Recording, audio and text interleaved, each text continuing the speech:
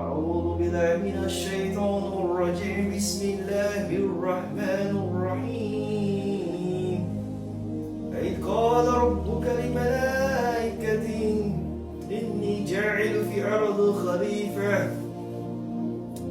قالوا أتجعل فيها من يفسد فيها ويسفك الدماء ونحن نسبح بحمدك ونصدق لك قال إني أعلم ما لا تعلمون وعلم آدم الأسماء كلها وعرض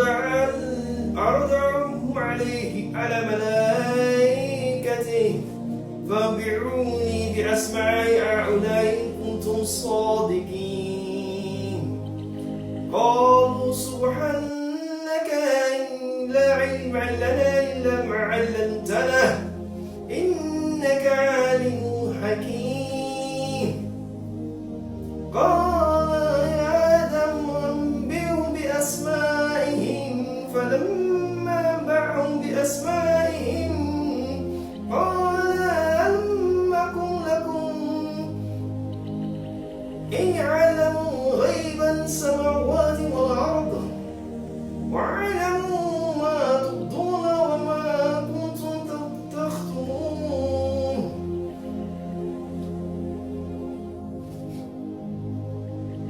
إن كنا لملائكة اسجدوا لآدم فسجدوا كلهم إلا إبليس أبى واستكبر وكان من الظالمين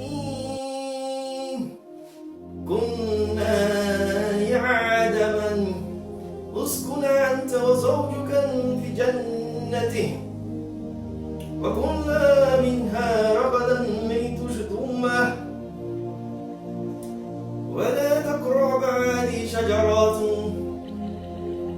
فتكن من الظالمين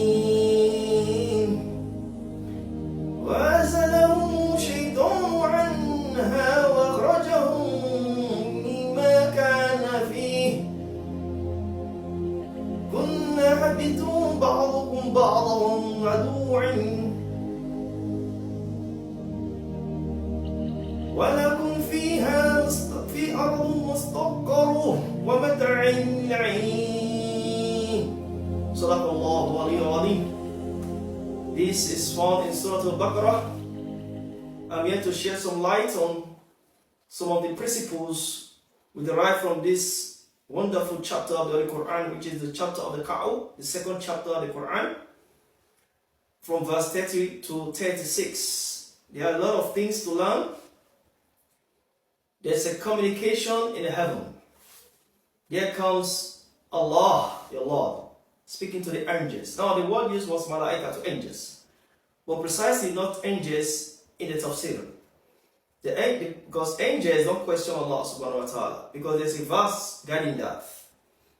When Allah talks about it in Surah Al-Tahrim, it talks about the believers. Ya ayyuhalladhina amanu qu anfusakum wa ahlakum النار وقعوده الناس وحجرة عليها الملائكة غلاظ شداد ولا يسوعون الله ما أمرهم ويفعلون ما يؤمرون. Now in that verse, Allah is addressing the malaika after He has said the believers should protect themselves and their family from fire, and the men are the what?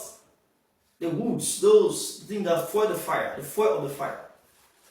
And the angels will throw stones among them to infuriate the fire. And at the end of the day, they do not disobey Allah subhanahu wa ta'ala for what He has commanded them, because they do whatever He has commanded. Now, in this case, in Surah Al-Baqarah, Allah is talking to the angels, as per se the word malaika was used, but not angels, were some infiltrators, some people, elements who came in disguise as the angels, that come forward, and then I'm making someone on earth a vicegerent, a vicar. That's when we take over the earth as standing as a representative for me. But amongst the angels, they say that we create someone who commits mischief on earth, as they have done in the previous time. That's from that statement from the people who came as angels, shows that there were people before Adam and Eve were created. And these people, because the earth naturally came over 5 billion years ago. The eldest rock on earth is 4.5 billion years old. That shows that even the first man, the age of the first man, Adam, which as the biblical and the Quranic explanation of that, even some people in the history books recorded that Adam span from that time to date was just 7,000 years. So how there were people, there were creations before Adam. In subsequent episodes, we'll discuss on that. Now let's move on. Now he says, will you create someone coming mischief on earth, who will shed blood on earth? But God said to them that I know what you don't know. And he said, after he had created Adam, he taught him all the names of everything on earth. And he presented them before the angels. So tell me the names of all these things. Now the people came as elements in the midst of the angels. Tell me the names of all these things. But they refused to do so. They said, no, you all, oh Lord, glory be to you. We don't have any knowledge. Whatever you taught us, that was what we know. He now said, okay, you Adam, inform them the names. So Adam began to tell them the names of all the things, from the least of the things to the highest of the things. And when they saw that, they were marveled. And they said, glory be to God. And after that, God told the angels, okay now, go down before him as a submission, as a respect for what he had done, because knowledge is one of the greatest gifts a man could ever have. Because when you have knowledge, you are superior to many of them. Knowledge and wisdom. That's why the prophet will say in many hadiths that seek knowledge. When you seek knowledge, then teach it. And you will have greater stand in the sight of Allah subhanahu wa ta'ala. Knowledge is very powerful. That's why Amirul Mu'minin as Ali ibn Abi Talib would say that a man with knowledge is greater than thousands of men in the sight of Allah subhanahu wa ta'ala. Then he moved on, the angels refused, the angels all prostrated. He said, Fasajadu, kullu, illa Iblis. Now, there was one amongst them that shows these people, they were not angels, because Iblis was not an angel.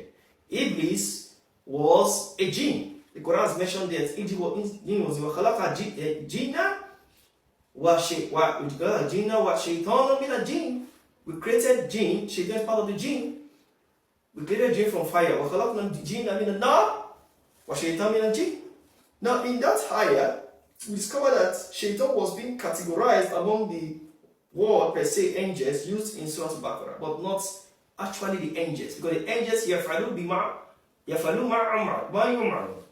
do what they were commanded. So, with that, the people there were not angels per se. They were different creatures of Allah subhanahu wa ta'ala. So let's move on. Angels all prostrated, but Shaitan refused to prostrate.